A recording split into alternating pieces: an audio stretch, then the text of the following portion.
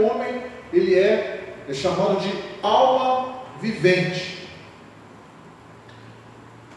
E quando o pessoal do Antigo Testamento acreditava que quando o corpo morria, a alma também morria. Ou seja, o homem, eles não era a crença comum deles, que o alma e espírito eram coisas diferentes, eram tudo junto. Alma e espírito eram juntos, o corpo, alma e espírito era a mesma coisa. E a alma morria quando o corpo morria. Essa era a crença de parte do Antigo Testamento. Dentro da visão do Antigo Testamento, essa visão está correta.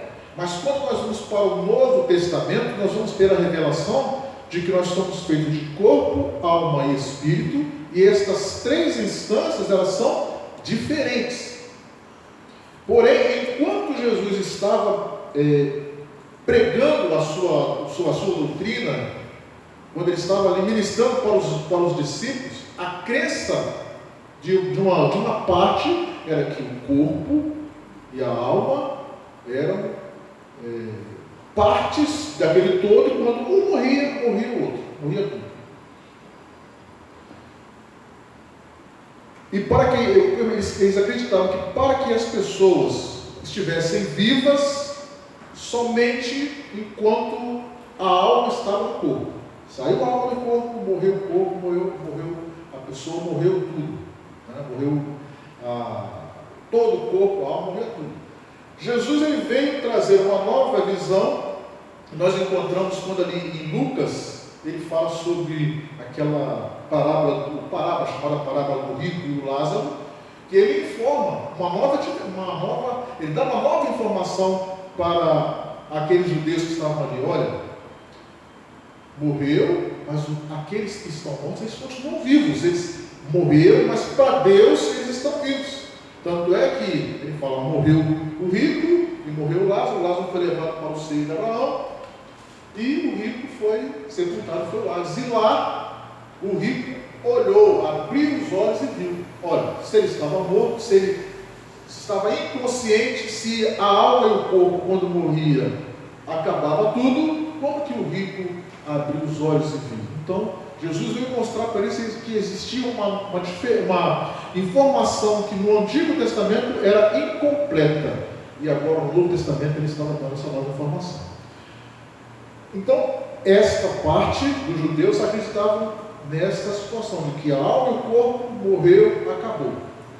E existia naquela época, quando Jesus chega, uma outra visão, que era a visão platônica, que acreditava que o corpo era prisão da alma. E nesse sentido eles desvalorizavam o corpo, porque a importância estava onde? Estava na alma. E o corpo era totalmente mau, o corpo era só pecado. Eles acreditavam que o homem pecava, o homem cometia transgressões por causa do corpo. Por isso que eles precisavam, era uma máxima pregada, né? Corpo são, mente sã, corpo são. Ou seja, se você tem uma mente boa, o seu corpo vai estar bem. Então, toda a crença era que o que era bom era a mente, era a alma, o corpo era mau. E entre os judeus, essa visão platônica é uma visão grega, e nós sabemos que na época que Jesus nasceu, o grego era a cultura ali, a cultura grega impregnava toda aquela região. E muitos eram adeptos desta doutrina. Muitos até que estavam ali entre os discípulos, entre aqueles 70, 120, muitas daquelas pessoas que acompanhavam Jesus, eles acreditavam que o que era bom era a alma, o corpo não valia nada. E aí chega Jesus. Chega Jesus e fala, eu sou Filho de Deus, o Verbo de Deus que foi encarnado. Como diz ali em João 1:1, né? Verbo encarnado, eu sou Filho de Deus, carne, e não tenho pecado. Essa era a doutrina que era pregada. Jesus veio pregar e que os discípulos, os apóstolos, propagaram. Houve então uma dificuldade de dos judeus em entender como pode uma pessoa que é feita de carne e não ter pecado. Então começava a questionar essa doutrina.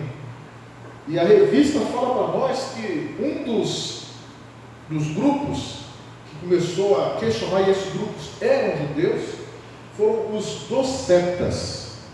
E o movimento que ficou conhecido como docetismo. E o que era o docetismo? O docetismo era exatamente uma doutrina, uma ideia, que falava que Jesus não tinha um corpo de carne. Por quê? Porque se ele tivesse um corpo de carne, ele seria pecador. Então, eles acreditavam que Jesus era uma espécie de fantasma, ou holograma, alguma coisa mística. O corpo de Jesus não era um corpo comum, um corpo de carne igual ao que nós temos. E essa doutrina, ela é tão perigosa, foi tão perigosa na época, e muitos que hoje propagam também, ela é tão perigosa porque se nós cremos que Jesus não tem um corpo de carne, isso significa que Jesus não nasceu da Virgem Maria. Significa que ele não teve fome, e aí a Bíblia já foi jogada no lixo. Que aí a tentação de Jesus lá no deserto, os 40 dias que ele ficou no deserto, quando terminou, a primeira coisa que a Bíblia fala é que ele teve fome. Mas se o corpo dele não era um corpo igual ao nosso, então ele não teve fome. Se era só um holograma, se era só uma imagem, né, uma espécie de fantasma, então ele não teve fome. E se a Bíblia diz que ele teve fome, a Bíblia está errando. Jesus parou em determinado momento do seu ministério e pediu água para uma mulher que estava lá na fonte, no poço, né? Mas se ele era só um holograma, se o seu corpo era só aparente, então para que beber água? Né? Então essa doutrina, ela quebra toda a teologia. Porque aí, se Jesus não tinha um corpo, ele não morreu crucificado. E aí eles falam, o que prega essa doutrina dos docetistas? Eles falam que, na realidade, quem foi pregado na cruz foi Simão Sirineu. Lembra que quando Jesus estava carregando a cruz, em determinado momento, ele cai, né? E aí pegam lá Simão Sirineu e colocam no lugar para carregar a cruz. Os docetas, eles dizem que é como se fosse, hoje a gente imaginando, né, uma cena de perigo num filme. Já viu? Acontece isso? Uma cena de perigo num filme, aí o artista principal, ele sai e entra o dublê. E quem faz a cena perigosa é o dublê. E todo mundo acha que quem fez a cena perigosa foi o artista. Eles dizem que quando Jesus caiu e Simão Sirineu entrou no lugar, Jesus não voltou mais. E aí Simão Sirineu foi, carregou a cruz e foi pregado na cruz no lugar de Jesus. Ou seja, quebra toda a teologia, quebra toda a crença e tudo aquilo que a Bíblia fala. Então é uma teologia, é uma doutrina, vamos dizer, doutrina não, é uma ideia totalmente contrária à palavra de Deus, a questão dos docetistas. Não tem fundamento para sustentar essa doutrina. A outra doutrina que a revista fala, que é contrário também à ideia da encarnação, é a reencarnação. Quando nós entramos para analisar um pouco sobre a reencarnação, nós voltamos na questão de Jesus ser eterno, a pré-existência de Jesus. Eu faço uma pergunta para os irmãos aqui. Jesus nasceu na eternidade? Os irmãos acham? Jesus nasceu na eternidade?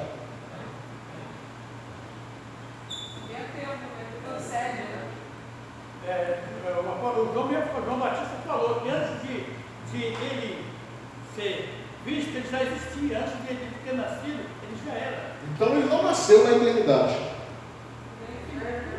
Hã? Ele já era. Ele é, né? Ele não era, não. Ele é. Ele é eterno. Então ele não nasceu.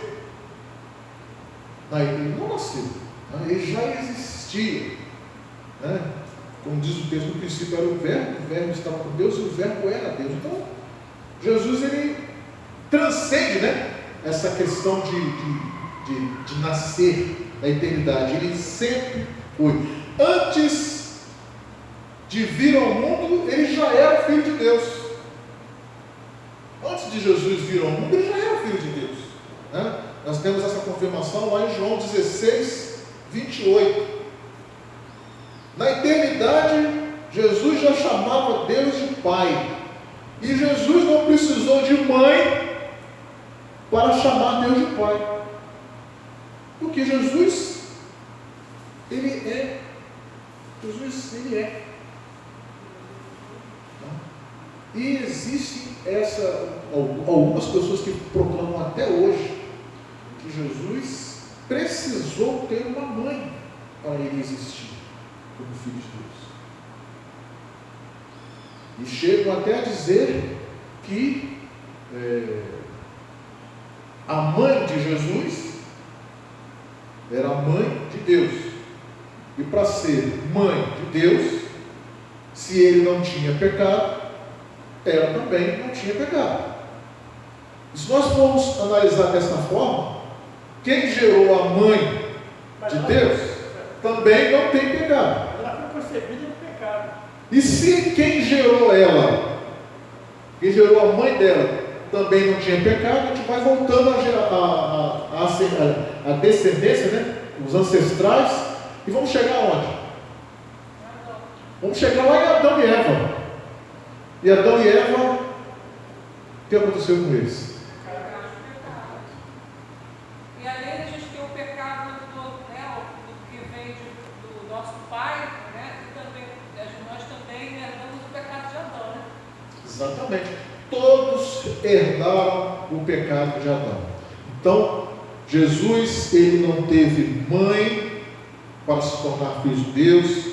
Jesus não passou a ser filho de Deus depois que nasceu entre nós. Jesus já era filho de Deus. Na eternidade, ele já chamava Deus de Pai. Então, quando nós analisamos a questão da reencarnação, como nós vamos entender a reencarnação? A reencarnação, segundo prego, é alguém que morre, mas ele não cumpriu todo o processo. Ele ainda está devendo alguma coisa. Então ele reencarna num novo corpo para continuar a sua peregrinação até alcançar um estágio espiritual que venha se tornar aí perfeito. E a revista ela coloca assim: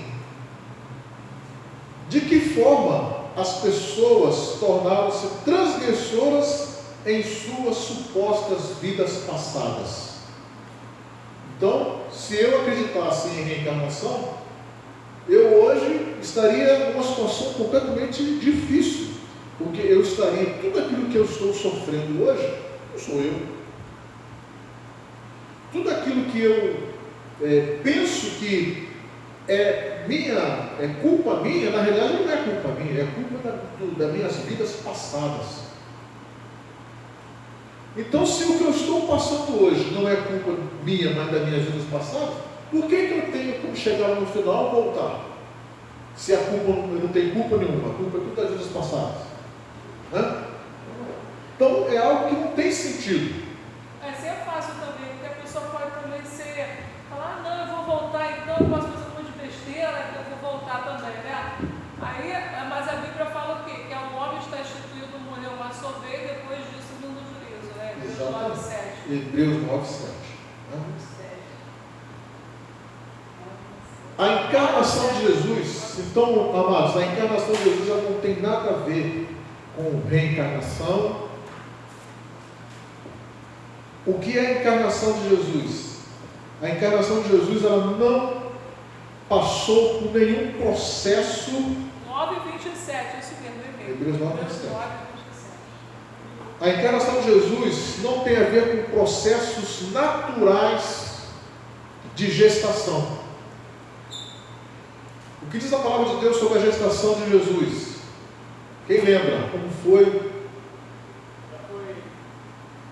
Ela foi visitada pela ação do Espírito Santo, ela foi agraciada, eu estava nela, mas ela da casa. Ela foi escolhida, mas o que aconteceu foi obra do Espírito Santo. E o que Maria foi nesse processo?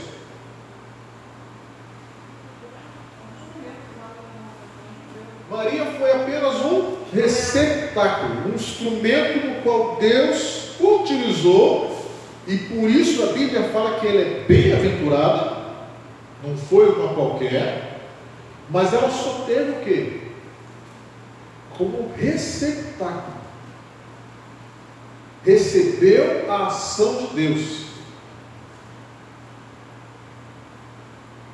E aí nós poderíamos pensar assim: como pode então que Jesus venha a ser encarnado sem pecado, se ele nasceu do mesmo jeito que um bebê comum nasce? O que vocês acham? Tem condições disso acontecer? Porque a ciência diz que quando uma criança é concebida, ela recebe ali os cromossomos, né? Tanto do pai como da mãe, né? E há uma junção, há uma junção ali, todos aqueles, as células, né? Oi? É isso, a genética, tudo aquilo ali é junto. O pai e a mãe se juntam e nasce uma criança. E aquela criança tem características tanto do pai como da mãe. Agora Jesus, ele foi gerado no ventre de Maria e ele não nasceu com pecado, sendo Maria pecadora. Maria era pecadora, concordam comigo? Sim. Maria era pecadora. Mas Jesus nasceu sem pecado, mas ele foi gerado no ventre de Maria. Como vamos explicar isso? Qual a ideia que os irmãos têm para explicar isso? Como explicar que Jesus nasceu sem pecado, tendo sido gerado no ventre pecador? Como isso aconteceu? Como vamos explicar isso? Intervenção divina. Intervenção divina. Quem tem outra ideia? Eu acho que você, pastor, que é pela fé. Pela fé. Porque quando fala assim que Deus fez a sua imagem e a semelhança. Então, não deixou de ter a semelhança. Mesmo sendo dessa forma, nós trazemos ainda a imagem e semelhança de Deus. A minha concepção é que talvez seja isso. Não, estou falando porque de Jesus. esse caractere de Jesus, por ter esse caractere, quando Deus fez o homem, mesmo já existindo, ele colocou no homem a sua imagem e a sua semelhança. Está, mas aí e Jesus? Por que Jesus não nasceu com pecado? Porque ele era 100% humano e 100% divino. 100% humano, 100% divino. Eu estava devendo a sua resposta aí. Fala alguém para alguma outra pergunta aí? Alguma opção? Como vamos explicar que Jesus nasceu sem pecado, tendo sido gerado num ventre pecador? Como explicar isso? Se a ciência diz que não tem jeito. Quem aqui é mãe, sabe que tem a mãe e pai, né? Meus filhos têm características suas, é parecido, às vezes tem a mesma doença, né? Às vezes tem os mesmos gostos, mas Jesus não. Como explicar isso? Ele é o grande eu sou. Ele faz infinitamente mais além do que pedimos ou pensamos. Sim. Para mim é mistério. Mistério. Mistério. Mistério. Essa é a palavra. Tudo que os irmãos disseram está correto. Mas a palavra que eu estava procurando era essa: mistério. E quando nós vamos descobrir isso? Quando nós vamos descobrir os mistérios de Deus? Esse tipo de mistério. Porque existem alguns mistérios que nos são revelados na palavra. Mas existem outros mistérios que Deus fala assim: olha, aqui não é para você entrar. O oculto pertence a Ele. Nós vamos descobrir isso só quando chegar lá, no céu. Né? Talvez, nem isso. Mas é pela fé. Aquele mistério é pela fé. E a encarnação de Jesus.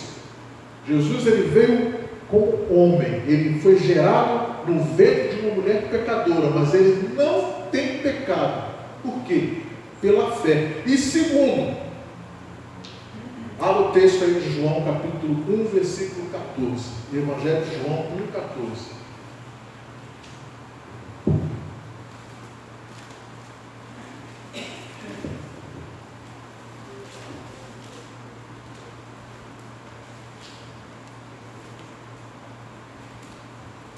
para quem estiver acompanhando aí o vídeo, nós já estamos aí no ponto 2.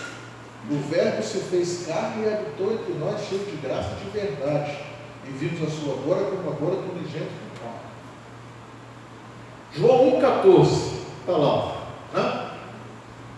E o Verbo se fez carne e habitou entre nós, e vimos a sua glória como a glória do unigênito do Pai, cheio de graça e de verdade. Eu quero que os irmãos, vamos fazer um exercício aqui de exegese. Exegese, não é exegese não, né? É exegese, tirar do texto aquilo que o texto está dizendo, e não colocar no texto aquilo que a gente quer que ele diga, né? Exegese é isso. Exegese é eu quero dizer alguma coisa, então eu quero colocar no texto aquilo que eu acho que ele está dizendo. Agora, exegese é tirar do texto aquilo que ele diz. O pastor vai pedir exegese, é aquilo que ficou a polêmica de um pastor que disse que a Bíblia tem que ser atualizada aí. Meu Deus. Só Jesus. Só isso aí. Agora vamos lá, pessoal. Analisando exegeticamente esse texto aí. Olha só. Só nessa frase, eu vou dizer aqui, e quero que vocês me ajudem a interpretar. E o Verbo se fez carne. Como nós interpretaríamos isso aí? E o Verbo se fez carne. Analisando o contexto de que Jesus está sendo gerado no ventre de Maria. E o Verbo se fez carne. E analisando também o contexto de uma geração, de uma procriação de uma criança. Como que é o processo? Analisando isso, como que nós vamos interpretar somente esse textinho aí? O Verbo se fez carne. O Verbo é a palavra. Vamos aí. A palavra é Jesus. Tá, vamos lá. Então, já temos aí, Verbo é a palavra. Agora, se fez carne.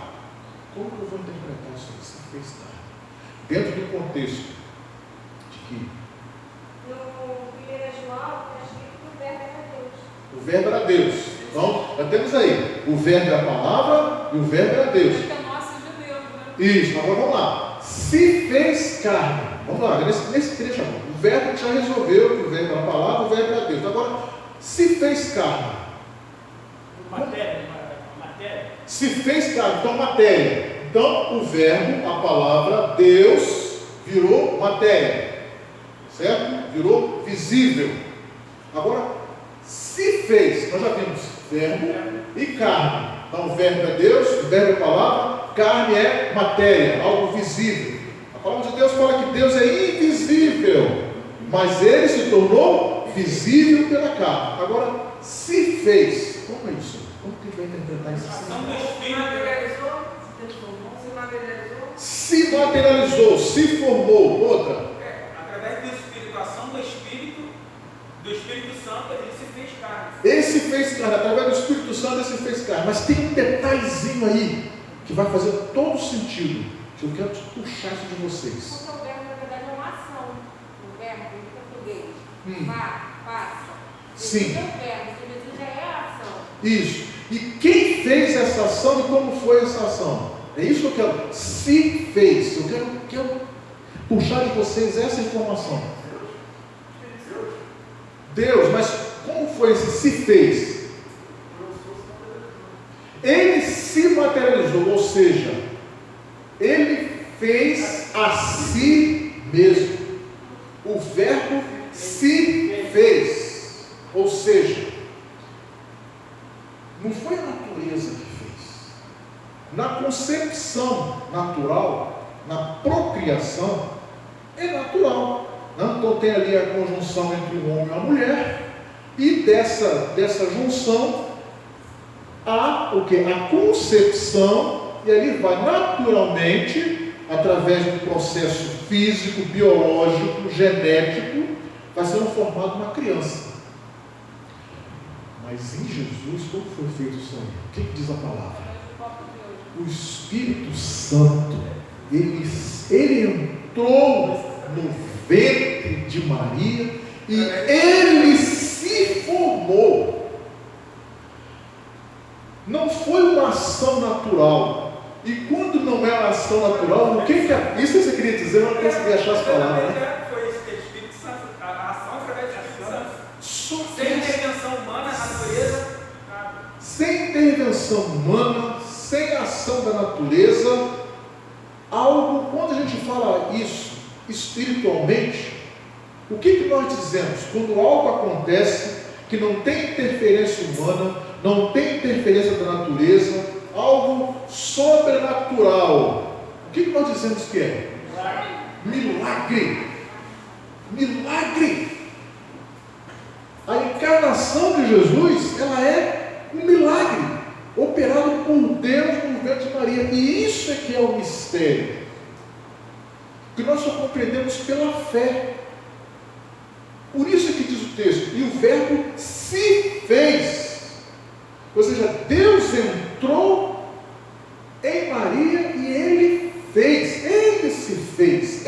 O verbo se tornou carne. Não foi um processo natural. É o mesmo nós diríamos da criação de Adão. Qual foi o DNA que Deus utilizou para formar Adão? Qual foi o DNA? Foi luz de vida, né? Ele fez o pó da terra e soprou nele foi luz de vida. Sim. Algo espiritual, algo vindo dele. Você imagina Deus formando ali no barro, né? Formou no barro e depois soprou no barro o quê? O fôlego de vida aí, virou um ser humano. O que é isso? Foi alguma ação natural? Não. Foi uma ação milagrosa, uma ação do Espírito Santo. Por isso que lá no texto de Gênesis, quando Deus vai formar o homem, o que ele fala? Façamos o homem à nossa imagem e semelhança. Por quê? Façamos. É uma ação da Trindade, de Deus Pai, do Espírito Santo e de Jesus. Os três estavam presentes ali. A Trindade, quando eu falo assim, os três estavam presentes, eu estou falando de heresia. Porque na realidade os três estavam presentes. Quem estava presente ali? A Trindade, Deus é um só. A manifestação. Então, quando nós temos a encarnação de Jesus dentro do ventre de Maria, é uma ação milagrosa de Deus agindo no ventre de Maria, sem interferência de natureza